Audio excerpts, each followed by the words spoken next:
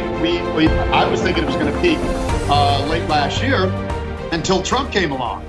He beat the polls and won, and then he beat the markets who said he would be bad for the markets instead of good. The market's gone straight up ever since. This, to me, is that final orgasmic rally in the third stock bubble. Now, we've had 3 stock bubbles in a row. This has never happened in history because of so much stimulus from the government. Every time a bubble bursts, instead of restructuring the debt and getting real and cutting costs and doing the type of things normal businesses and even governments in the past do, they just throw money in the economy and create more bubbles. A bunch of money comes in the economy. It's going to go chase real estate and stocks again. And now we have a bigger stock bubble by far than ever, larger real estate bubbles in many cities and extreme around the world, especially in places like China, London, and Australia. And these bubbles are going to burst. That's all bubbles do. And they burst twice as fast. When they crash, half the crash will come in the first 3 months. When the smart money finally realizes this bubble's over, because they're playing it with leverage, they get out really quick. I think policies that we have designed, incrementally over the last 100 years, have worked us into this position because it's a failed system. Just as Mises lectured many, many years before communism failed, he explained why socialism always fails and communism would fail, and we didn't have to have a fight and a war with them. But the same rules apply to Keynesianism, interventionism, Federal Reserve inflationism, militarism. It fails. All empires end, and we're the empire. And it's going to end. It's going to be for economic reason. It's not because the Russians are coming, and it's not going to be because the Chinese are coming, and the Iranians aren't going to get us, and we're going to fail because we're working with a failed system, especially in this century. In the last 17 years, it's been a disaster, and Trump was able to recognize this and go to the people who have suffered the most. But this is a monetary problem. This is a spending problem. This is a foreign policy problem, and that is what's going to bring us down. Is going to be financial. Let me assure you, about a year and a half ago, I wasn't questioning Trump. I was talking to him off air and on air. He said, let me just give you a newsflash. Trump knew all about this when he was a young man, before you were born. And I pressed him and others, and I did some research off what I was told and talked to some other people, and they said, listen, Trump has been waiting his entire life for this. Trump is basically beyond a John Bircher. Trump knew about all this when he was a little kid, and then later in life was heavily immersed in it in New York City, and has been sitting there watching all these people the whole time getting ready. You don't just think the enemy has sleeper cells, do you? I love it. It's crazy. And here's the good part. The minute he turns sideways on us, we know he got compromised, but it's not going to happen. He's so pig-headed, it's beautiful. He's ready for him to kill him. He doesn't care. He doesn't care. He told the Secret Service, I don't care what you say, I'm getting out and walking down Pennsylvania Avenue. You see him like tugging him, trying to make him get back in. He doesn't care. He wins if they kill him. He wins if they don't. The only way he loses is if he doesn't deliver. And I said, I will believe in Trump if he delivers or dies trying. And you know what? He is going to do it or die trying. And you know what? I'm not going to get into the conversation that with Trump. I'm just going to stop right there because it becomes a diversion. But let me just tell you, you wouldn't have these discussions with people if you weren't 100% real. Talk to us about the panel you just, or rather the presentation you just had on Trump implications. Well, I talked about what I believed was going to happen during the Trump administration. I think, unfortunately for Donald Trump, he's inheriting a much bigger disaster than I think even he comprehends. Right. I mean, he was able to become elected because the economy was horrible. Right. And he was able to tap into a lot of that sentiment, and he pointed out a lot of the phony statistics that were being bandied about the health of the economy. The real fiction peddler was Barack Obama and the Federal Reserve and Wall Street that wanted to pretend that a bubble was a recovery.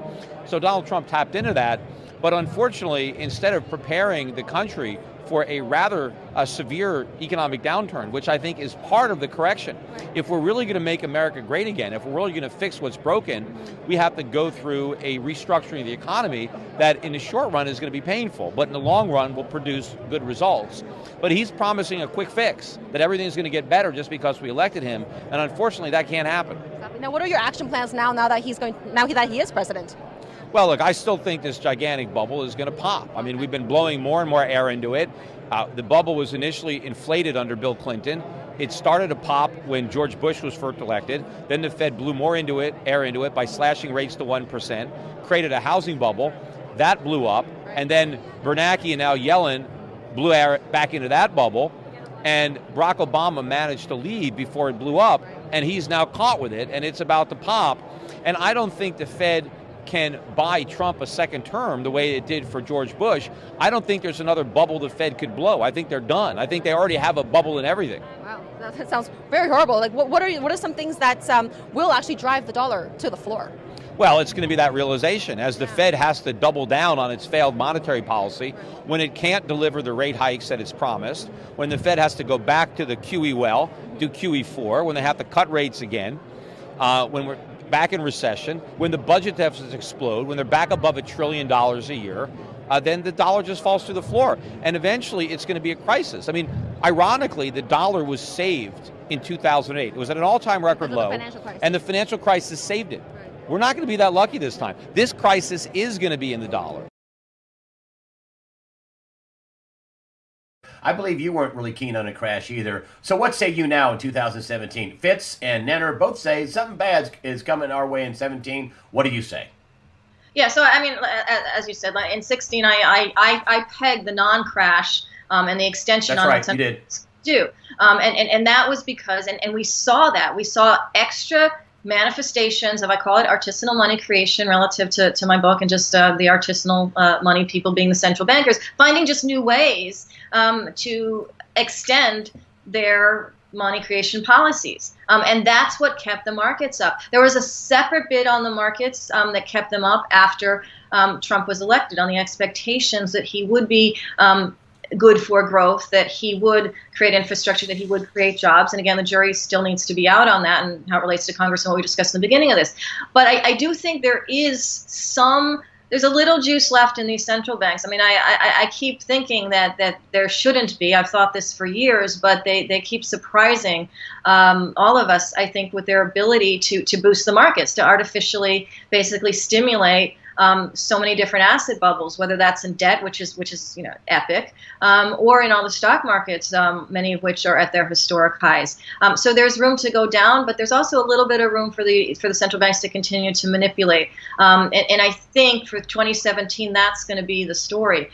If we have a crash in 2017, again, it's going to be in that second half of the year after these promises. The rate hikes, the dollar being high, just collapse into the realities of instability and this artificialness, and the central banks don't have much room to go. That is going to hinge not just what happens globally, but particularly what happens in Europe. The ECB has now extended and it was the catalyst that I thought would create more of stability and less of a crash last year. It has now increased its purchase program through the end of 2017.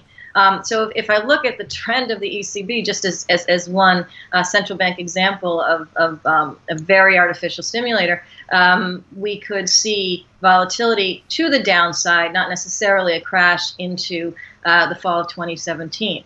And that will be after the elections happen. If they really do go anti-Europe, if the last election in October is sort of a very anti-current German leadership vote, that's going to basically create an out-of-steam situation with the ECB. Other things could happen with other countries, like, as I mentioned, Russia, China, and so forth, between now and then. So I think, and I'm a little less sure about this crash this year, I got to say. I think if we see a real big decline, it's going to be around that time. It's going to be towards, again, the end of the year, but not the second half, but the last quarter. That's when I see it happening. But I really just see a sort of downward trend into that. I don't see it necessarily as a crash. I just see us staying in a range through the first half of the year, and then as these elections, as these arrangements, as the realities of what's happening versus what was promised come into effect, I think we start seeing more of a decline in the second half. And depending on what happens in Europe, most particularly with Germany in October, we could see a crash in the final couple of months. That's where I'm at right now. I'm looking at all of these factors as they interrelate, and what potential juice And at this point, it's primarily ECB, maybe a little bit the People's Bank of China, but they've sort of stepped off the pedal of their version of quantitative easing. And I think Japan's pretty much done. So there's a little bit of juice left. The Fed could come in. They've got 50 basis points of room to work with and reduce rates if they really needed to. There's just a little bit of juice there. So I take it as looking again towards the end of the year and for those factors. The epicenter of this next great world shift will be right here in America. Now, I must warn you that some of the facts I'm about to tell you may seem incredible, yet they are true. In fact, we've recently passed what I believe to be the point of no return, which means that a crisis is now inevitable and unstoppable. It will start small. Maybe you'll try to get money out of an ATM machine one day and find that it isn't working. Maybe you'll be at a restaurant with your wife, and when the check comes, your credit card will be denied. You call your bank. You get a pre-recorded message from some government agency you don't recognize. As I said, it will start small. And now, I believe we're past the point of no return. When this house of cards collapses, which it will, a systemic shock will disrupt our lives in ways you never thought possible. You will suddenly be locked out of your own bank account, unable to withdraw cash or deposit a check. Your stocks will swing wildly out of control. You won't even be able to access your Social Security money. Like a virus, it will spread to our food supply chain, causing massive shortages in the cities and suburbs. The same thing will happen to our gas network. America's highways will become quiet and empty. And one by one, every service you've come to depend on, from your bank to your grocery store to our federal government, will shut down. You won't be able to get cash. And without cash, you won't be able to buy food or gasoline. And what happens to America then? As a society, we are now more than ever dependent on convenience, on free government services instead of our own hard work, on credit instead of our own hard-earned cash. What happens when people can't use their credit cards? When they can't drive to get their checks because there's no gas? When the only thing you can count on is cash, and no one seems to have any of it? Will you be able to rely on your neighbors, your fellow citizens? Well, lately, I'm not so sure. Now I realize that to someone who hasn't been studying this for 35 years, the idea of a serious crisis like that hitting America may not seem possible. After what I'm about to tell you, I think you'll reconsider. Quote, literally, your ATM wouldn't work. You type in your code, no money comes out. You get your paycheck, you can't cash it, close quote. Those are the words of the architect of the 2008 bank bailouts, Treasury Department insider Neel Kashkari. What he's describing is a crisis that you and I came very close to experiencing just a few years ago. If it sounds similar to what I'm describing, it's for a good reason. Former Secretary of the Treasury Tim Geithner has stated, "We came exceptionally close. You could hear the fear and the panic, because anybody living in that world at that time, running a business at that time, knew that we were on the edge of losing the capacity to function." This has been confirmed by former Secretary of the Treasury Hank Paulson, as well as two former congressmen.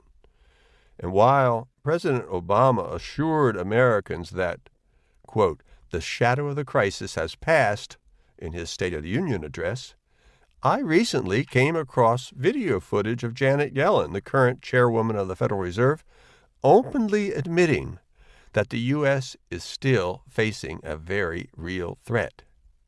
We could find ourselves in a devastating spiral, says Janet Yellen.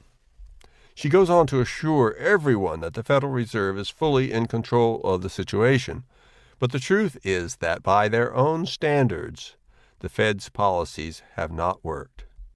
In fact, official records indicate that the highest levels of our government have already spent $4.5 trillion trying to contain this threat, more than we spent on World War II. It's a desperate move, and I don't think they'll be successful.